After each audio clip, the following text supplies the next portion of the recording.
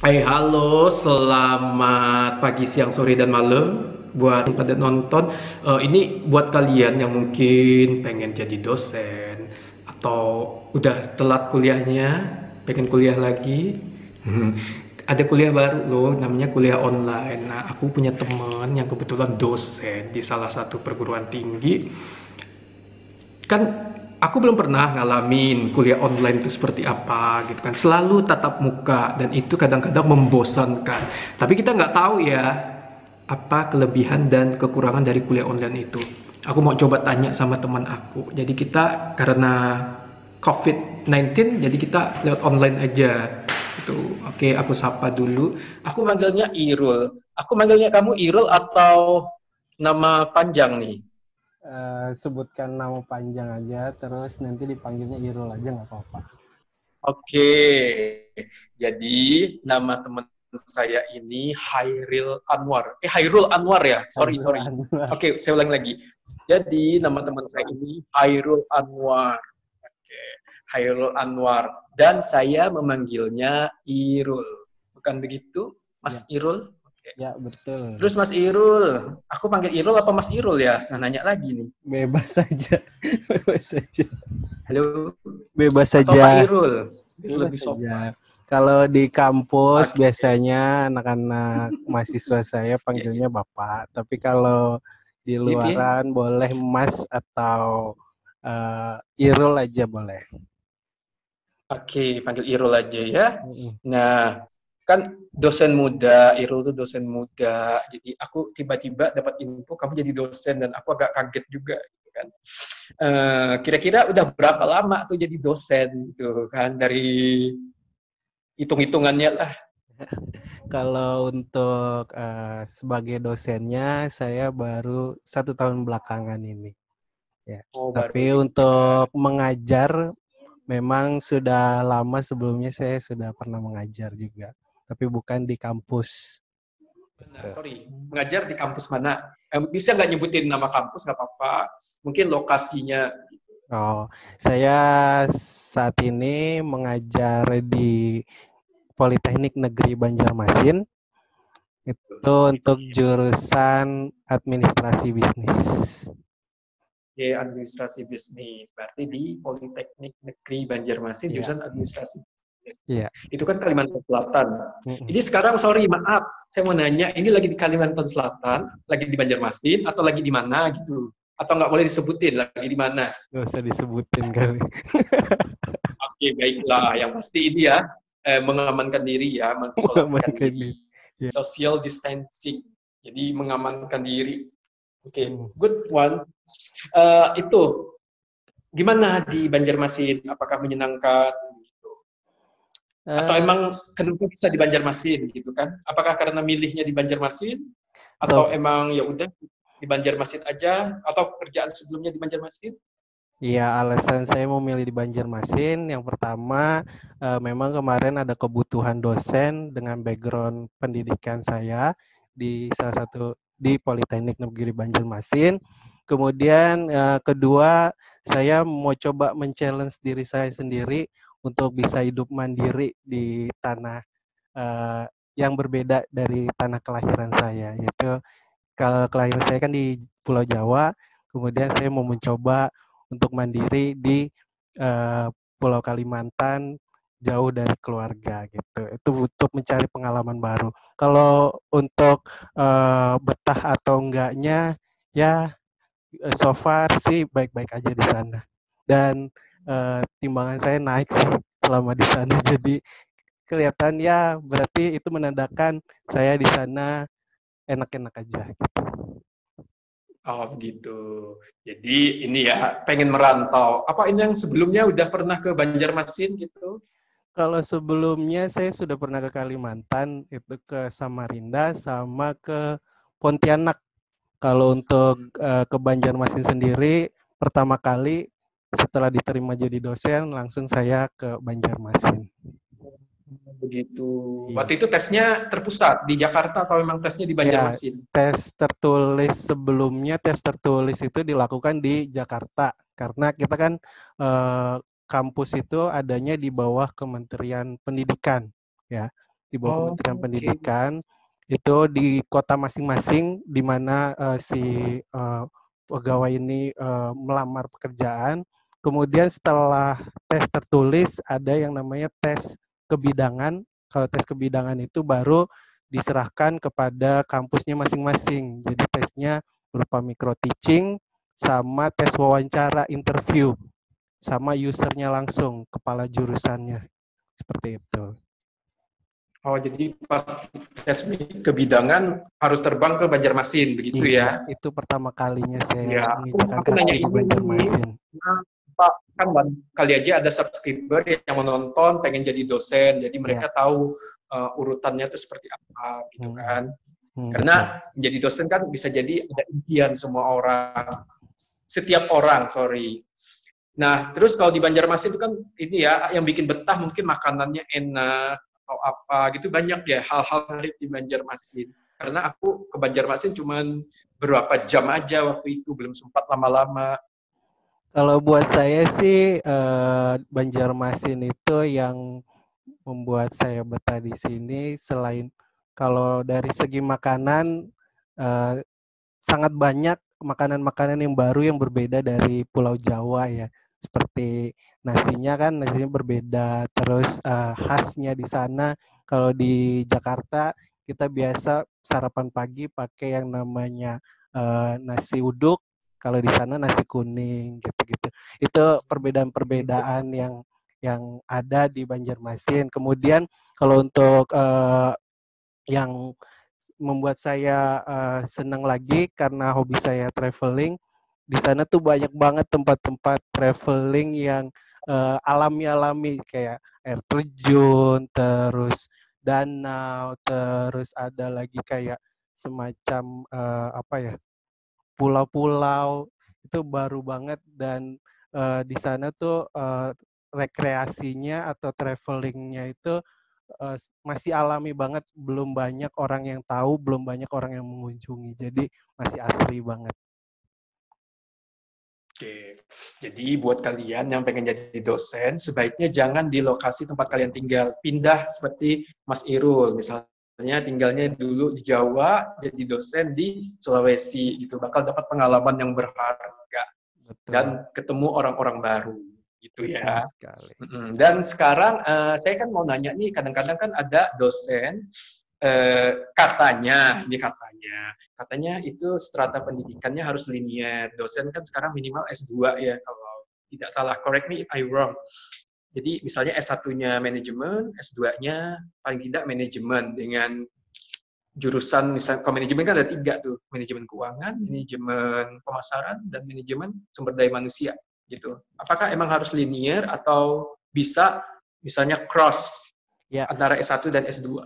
Ya, untuk pendidikan dari dosen juga. masalah linearitas ini sendiri, sebelumnya memang tahun-tahun sebelumnya diberlakukan linearitas pendidikan ini untuk dosen-dosen ya. Tapi sejak tahun 2018, Menteri Ristek Dikti, Riset Teknologi dan Pendidikan Tinggi, Muhammad Nasir, itu menghapuskan yang namanya ketentuan untuk menjadi dosen harus punya pendidikan yang linear.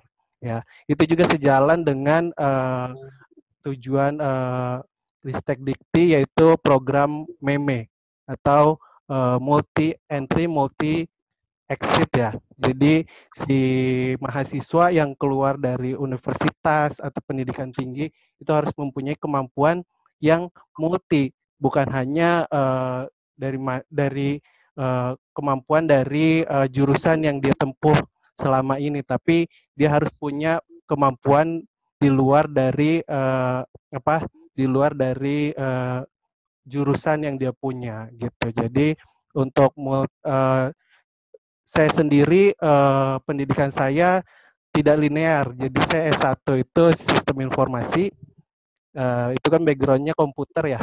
Kemudian S2 saya manajemen perbankan. Iya. Ini jadi satu kelebihan buat saya, di mana di kampus jadi saya mengerti mengenai ekonomi, kemudian mengerti juga mengenai teknologi informasi. Jadi dosen-dosen yang sebelumnya hanya punya pengetahuan tentang ekonomi, kemudian setelah saya datang, saya punya kelebihan tentang teknologi informasi, mereka banyak banyak minta sharingnya dari saya mengenai teknologi informasi seperti apa sih, karena sekarang kan dosen dituntut untuk tahu juga teknologi informasi, jadi tidak hanya bidangnya mereka seperti ekonomi, tidak hanya harus tahu tentang ekonomi saja, tapi bagaimana sih perkembangan ekonomi itu di dalam dengan teknologi informasi sekarang ini, seperti itu. Oke. Tapi yang sekarang yang istilahnya menjadi dosen untuk jurusan administrasi umum gitu ya. Sorry, administrasi bisnis.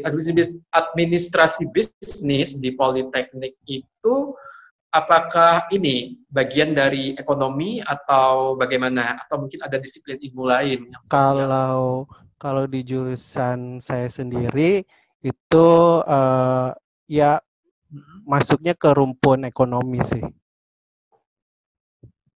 Rumpun ekonomi ya. Rumpun ilmunya ekonomi. Nah, kan ngomong ekonomi ya. Oke, saya kira masuk administrasi gitu loh. Ternyata ekonomi ya. Ekonomi. Nah, sekarang kan ini Mas COVID-19. Jadi semuanya itu aktivitas kita berkumpul itu terhalang gitu kan. Nah, mungkin begitu juga kan di dosen dan mahasiswa pasti bakal ini terkendala untuk tatap muka. Nah, kan sekarang kan mungkin menyelenggarakan kuliah online ya dengan mahasiswanya ya. Ya, oke. Nah, saat itu bagaimana? Apakah jadwal untuk bagaimana jadwal menyusun kuliah online tersebut? Kan mahasiswanya kan macam-macam nih. Mungkin pada ada di mana gitu. Mengumpulkannya itu apakah lewat aplikasi seperti kita ini atau mungkin lewat aplikasi lain? Begitu pertanyaannya untuk kuliah online tersebut. Untuk kuliah online ini sendiri ya sejak kemarin kan sejak ada keluar himbauan dari Kementerian Pendidikan tanggal 13 Maret itu, kita kan di kampus itu diminta oleh Kementerian Pendidikan untuk mengoptimalkan yang namanya pencegahan COVID-19 ini. Kan pencegahan COVID-19 itu salah satunya adalah social distancing. Di situ kami diminta untuk melaksanakan social distancing itu, dan untuk menunjang social distancing ini sendiri, kita dosen-dosen diminta untuk memanfaatkan teknologi informasi, yaitu seperti kuliah online ini sendiri ya. Nah, kuliah online ini sendiri, saya sebagai dosen di kelas saya sendiri, saya membuat grup WhatsApp masing-masing kelas. Jadi setiap mata pelajaran, setiap kelas itu ada grup WhatsApp-nya. Jadi di situ kita koordinasi untuk penjadwalan kuliah online ini sendiri. Jadi kalau saya base jadwalnya sih, base bikin jadwalnya, maksudnya dasar untuk membuat jadwalnya itu masih sesuai dengan jadwal kita kemarin tatap muka di kelas. Tapi apabila tidak memungkinkan untuk dilaksanakan sesuai jadwal tatap muka di kelas, kita koordinasikan lagi di grup WhatsApp seperti itu. Oh, kalau misalnya, kalau grup WhatsApp itu berarti ini ya, kita menggunakan aplikasi WhatsApp kan, kalau saya kan biasa lewat chat gitu loh, chat mengetik. Berarti kalau ini WhatsApp ini, grup WhatsApp ada tatap muka secara visual kah atau cuma tugas-tugas aja begitu? Oh, kalau untuk grup WhatsApp ini, atau pakai istilahnya video call. Kalau untuk grup WhatsApp ini pemanfaatannya pemanfaatannya sebagai media pembelajaran online bermacam-macam. Ada dosen yang memang memberikan materi, terus tanya jawabnya lewat chat berupa teks ya. Kemudian ada juga yang sifatnya menggunakan video voice note.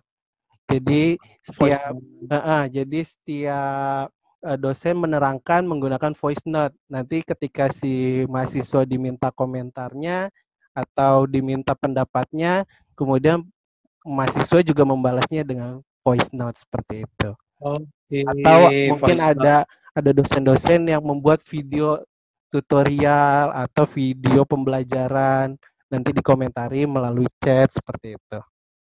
Oh, berarti Mas Iro bikin juga video tutorial gitu selama ini atau cuma lewat Kalau WhatsApp saat aja? ini belum Kan sempat macam-macam ya sih. dosen. Belum Oh, sempat. Saya oh masih, ya. kalau untuk media WhatsApp saya gunakan baru voice note dan presentasi saya masukkan ke dalam si WhatsApp grup tersebut. Oh gitu. Ya, terus ada kendala nggak sih, Mas? Soalnya kuliah online ini kan apa ya? Saya belum pernah mengalami kuliah online tersebut gitu. Nah, kira-kira kendalanya dari sisi dosen atau mungkin dari mahasiswa, testimonial mahasiswa, kan mungkin mahasiswa kasih feedback kan. Nah, apa itu gitu? Mungkin mendengarkan dari mahasiswanya juga. Ya. Kendala kuliah online ini. Kalau untuk kuliah online ini dari sisi dosen ya, yang pertama dosen-dosen yang senior itu kan membutuhkan waktu untuk bisa memanfaatkan yang namanya media pembelajaran online ya. Jadi mereka kan perlu butuh waktu lah untuk belajar bagaimana sih manfaatinnya. Ini tombolnya untuk apa? Untuk apa?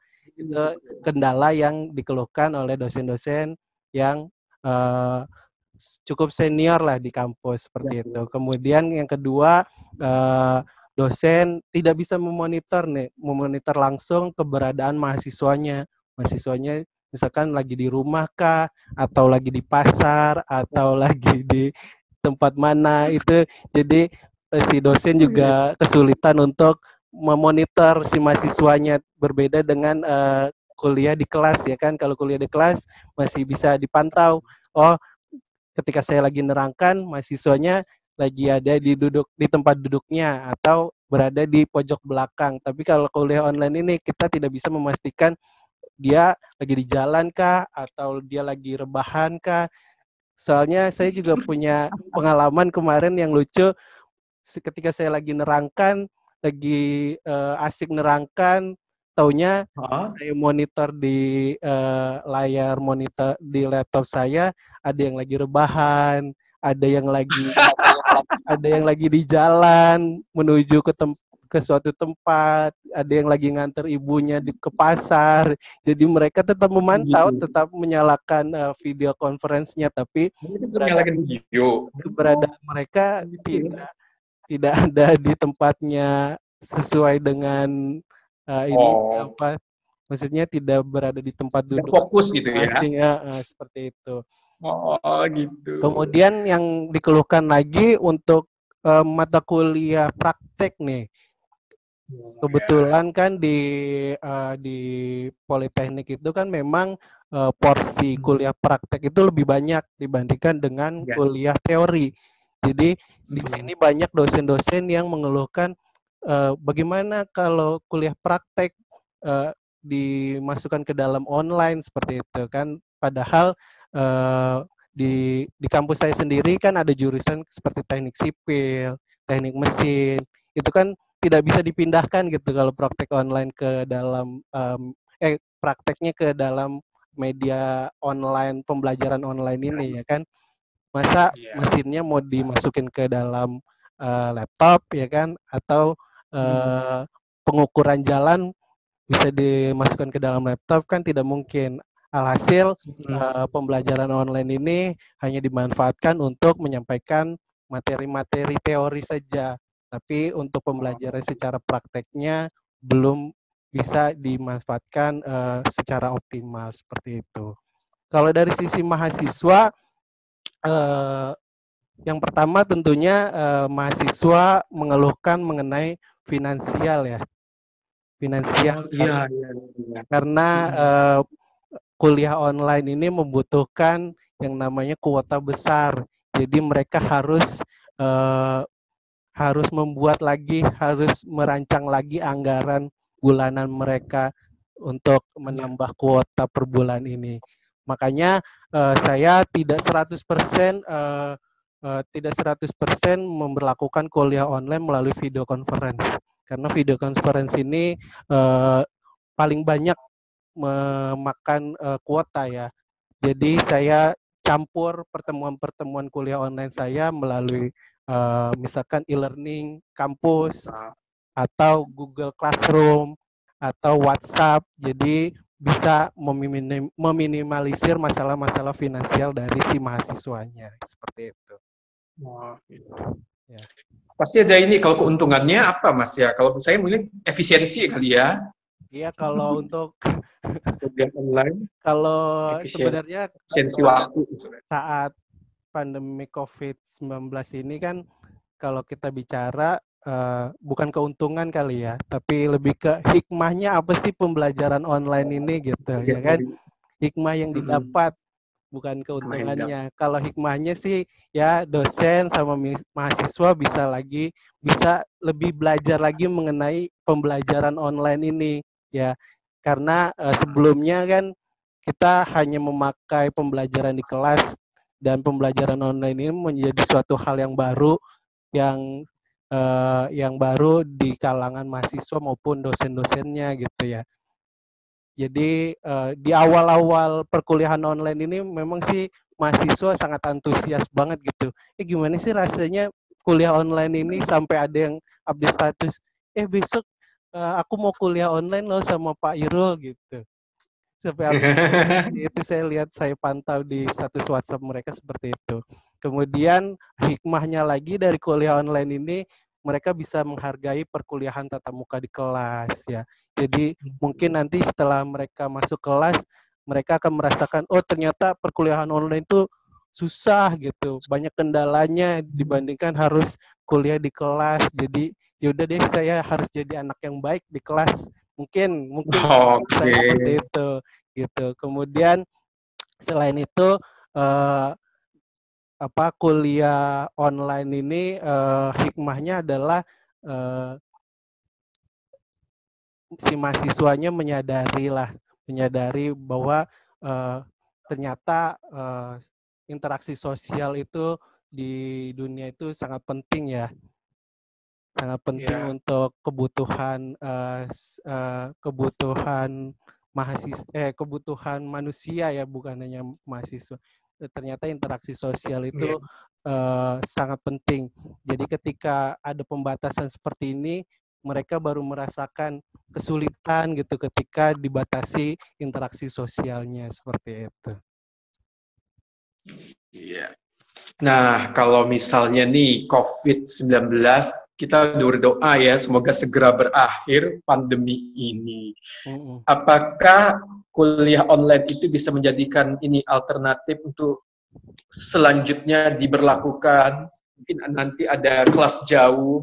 Tapi kalau misalnya untuk politeknik, sepertinya tadi diceritakan kan karena ada praktek ya, jadi agak sulit gitu. Tapi misalnya secara umum apakah kuliah online itu bisa menjadi suatu yang menarik buat mahasiswa untuk diteruskan?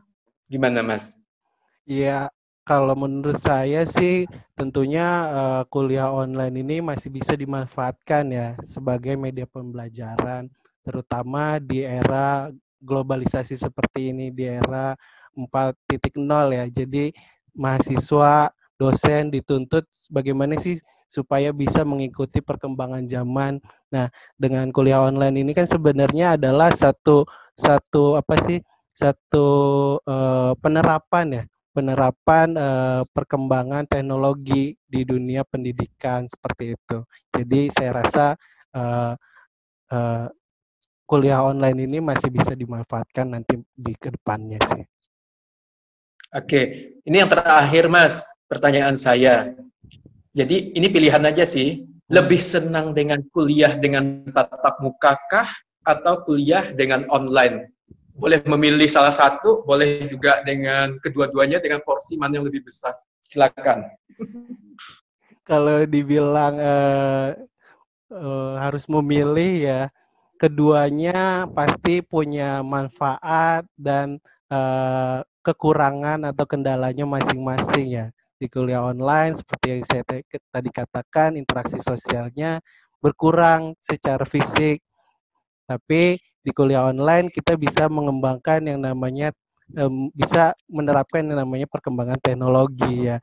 Jadi ada plus minusnya lah kuliah online ini. Tapi kalau saya sih lebih prefer di kuliah di kelas sih, karena kita bisa berinteraksi sosial yang ternyata tidak bisa digantikan oleh yang namanya teknologi informasi seperti itu.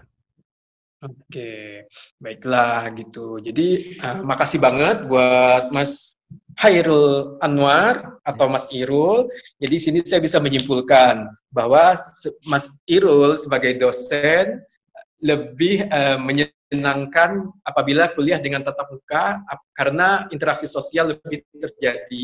Tapi tidak menutup kemungkinan untuk kuliah online juga diterapkan agar kita lebih melek dengan ini ya sistem informasi yang digunakan pada saat globalisasi ini. Bukan begitu, Mas?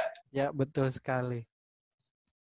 Oke, baiklah Mas Irul, makasih untuk waktunya, sukses selalu untuk karir ke depan. Apa rencana ke depan untuk karir?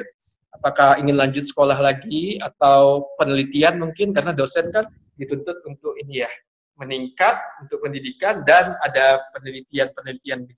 Iya betul, kalau untuk kedepannya, kalau penelitian itu memang wajib sih, setiap tahun dosen harus melakukan penelitian sama pengabdian. Karena dosen itu tugasnya ada 3. Yang pertama pembelajaran, yang kedua penelitian, yang ketiga pengabdian kepada masyarakat. Ya. Itu yang dinamakan dengan Tridharma Perguruan Tinggi. Oh, itu bukan untuk mahasiswa saja ya, Tridharma Perguruan Tinggi sebenarnya ya, untuk dosen juga ya. Dosen juga. Ya. Baiklah, buat subscriber aku yang pengen jadi dosen, berarti pertama harus jadi dosen itu ada 3 hal, pembelajaran, terus penelitian dan pengabdian kepada masyarakat. Baik, sukses selalu Mas Irul, sampai ketemu apabila nanti sudah COVID-19 udah kelar ya. Semoga kita bisa ketemu lagi. Amin. Terima kasih Mas Jami juga. Ya, makasih ya. Sampai juga jumpa. Buat Mas Jami, semoga subscribernya terus bertambah. Amin. Ya. Ajak-ajak mahasiswanya nanti nonton ya. Oke. Makasih Mas Irul. Assalamualaikum. Waalaikumsalam.